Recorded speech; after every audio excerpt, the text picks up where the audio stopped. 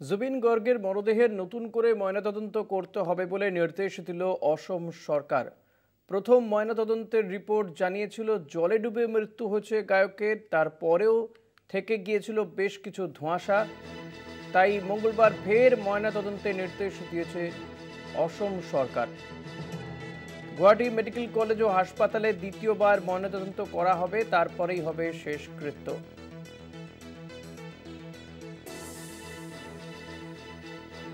অরিত্র ঘোষ রয়েছেন আমার সঙ্গে টেলিফোনে। অরিত্র, কি জানা যাচ্ছে বিষয়?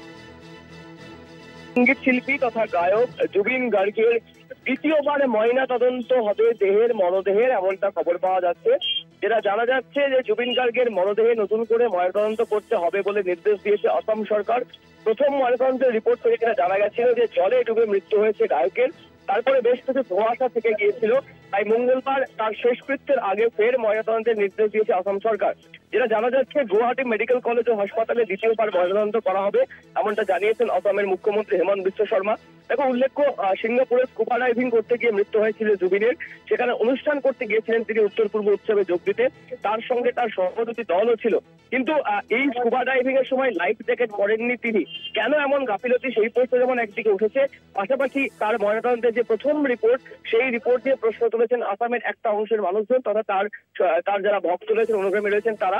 তাই নতুন করে ময়নাতদন্তের সিদ্ধান্ত নিয়েছে আসাম সরকার এবং আসামের মুখ্যমন্ত্রী হেমন্ত বিশ্ব শর্মা সেই কথা ঘোষণা করেছেন।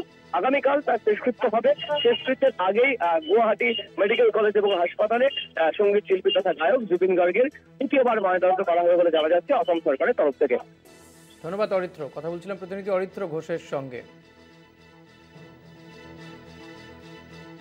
জুবিন গার্গের দ্বিতীয়বার ময়নাতদন্ত হবে, জুবিন গার্গের দেহের গুয়াহাটি হাসপাতালে হবে ময়নাতদন্ত। জুবিন গার্গের মরদেহের নতুন করে ময়নাতদন্ত করতে হবে বলে নির্দেশ দিল অসম সরকার।